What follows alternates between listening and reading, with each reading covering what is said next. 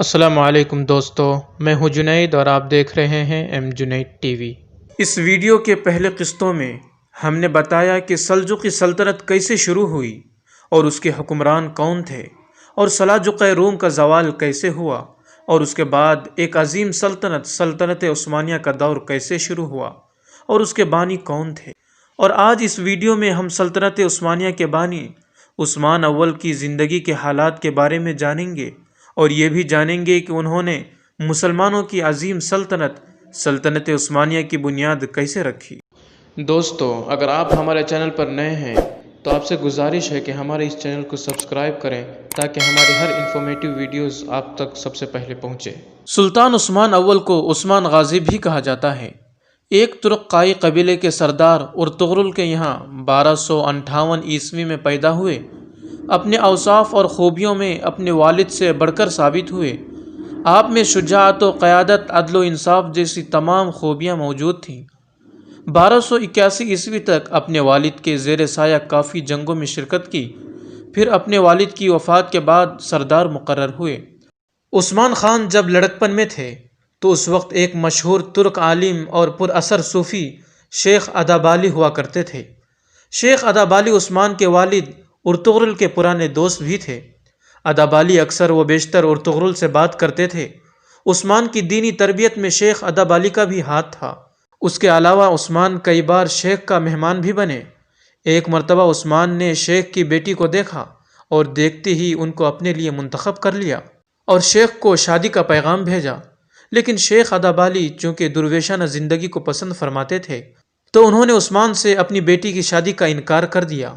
ایک رات عثمان شیخ ادابالی کے درگاہ پر سوئے ہوئے تھے تو انہوں نے ایک خواب دیکھا۔ انہوں نے دیکھا کہ ایک چاند شیخ ادابالی کے سینے سے نکلا اور آہستہ آہستہ وہ بدر کا چاند بنا اور عثمان کے سینے میں داخل ہو گیا۔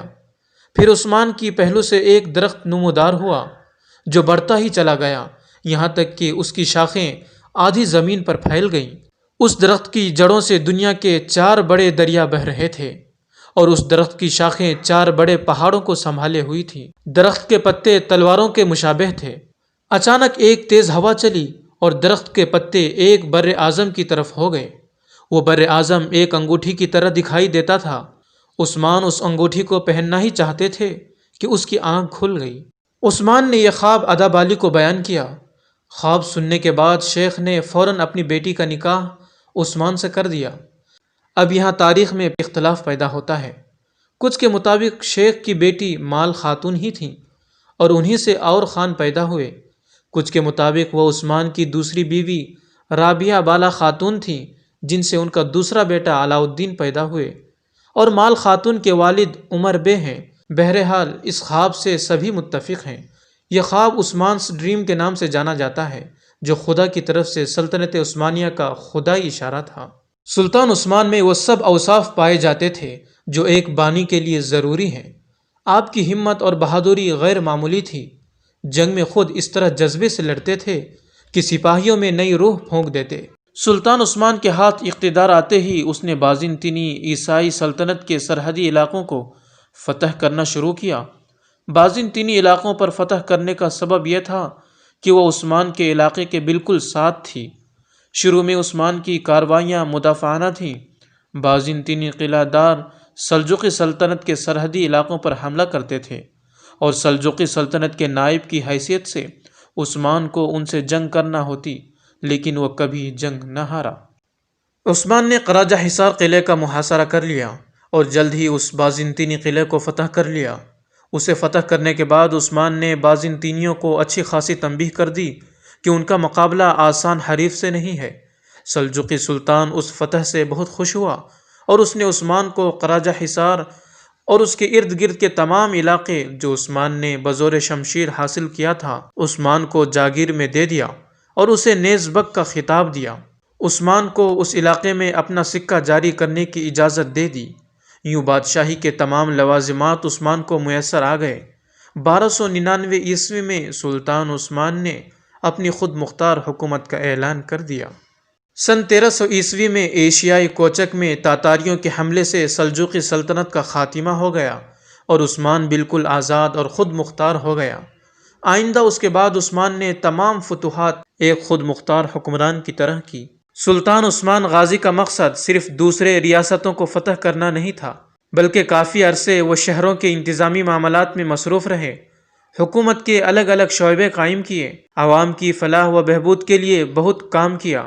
کچھ ترک سردار جنہوں نے اس خاموشی کو عثمان کی کمزوری سمجھا، وہ عثمان کی بڑھتی ہوئی طاقت سے ڈرتے تھے، انہوں نے عثمان کے مفتوحہ علاقوں پر حملہ کرنا شروع کر دیے۔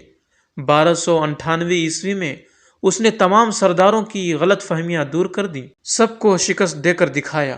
1300 عیسوی میں ینی شہر جو کہ برسا کا ایک ضلع تھا، اسے فتح کر کے اپنی اس سلطنت کا دارالحکومت بنایا۔ 1301 عیسوی میں سلطان عثمان نے بازنطینی شہنشاہ کی بڑی فوج کو قرج حصار کے مقام پر عبرت ناک شکست دی۔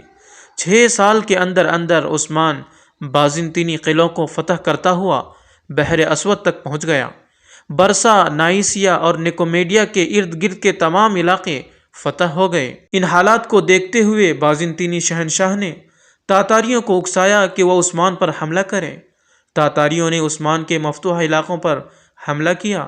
اس بار عثمان نے اپنے بیٹے اور خان کو تاتاریوں کا مقابلہ کرنے بھیجا، اور خان نے تمام تاتاریوں کو سخت شکست دی۔ یوں بازنطینیوں سمیت سلطان عثمان کے سب دشمنوں کی امیدوں پر پانی پھر گیا۔ 1317 عیسوی میں سلطان عثمان غازی نے ایک نہایت اہم شہر برسا کا محاصرہ کیا۔ یہ محاصرہ طول پکڑ گیا، یہاں تک کہ 6 سال بعد اسی محاصرے کے دوران 1323 عیسوی میں سلطان عثمان کی وفات ہوئی۔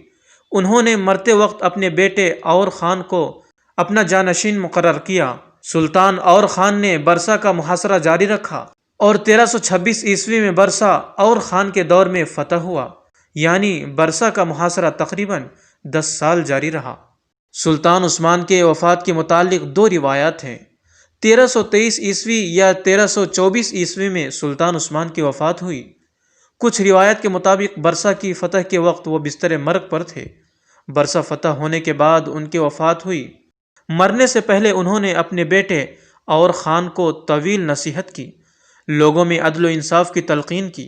سلطان عثمان کی قبر برسا، ترکی میں ہے۔ آپ کا عدل و انصاف بہت مشہور تھا، انصاف میں سبھی برابر تھے۔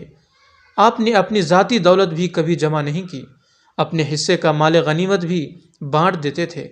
آپ کی وفات کے بعد آپ کے مکان میں سے کوئی سونا، رقم وغیرہ نہیں ملی، صرف ایک کفتان، ایک نمکدان، ایک سوتی عمامہ، لکڑی کا چمچ اور چند عربی گھوڑے ملے۔ البتہ ان کی ایک تلوار جو کہ شیخ ادابالی نے ہی دی تھی، وہ آج بھی موجود ہے۔ سلطان عثمان کی یہ تلوار ان کے بعد آنے والے ہر سلطان کو دی جاتی تھی، اور اس تقریب میں دعا کی جاتی تھی کہ اللہ آپ میں بھی عثمان جیسی خوبیاں پیدا کرے۔ امید ہے کہ آپ کو یہ ویڈیو پسند آئی ہوگی، اور اگر آپ سلطنت عثمانیہ کے سلاطین کے بارے میں مزید جاننا چاہتے ہیں تو ہمارے اس چینل کو لائک، شیئر اور سبسکرائب کر لیں۔ خدا حافظ۔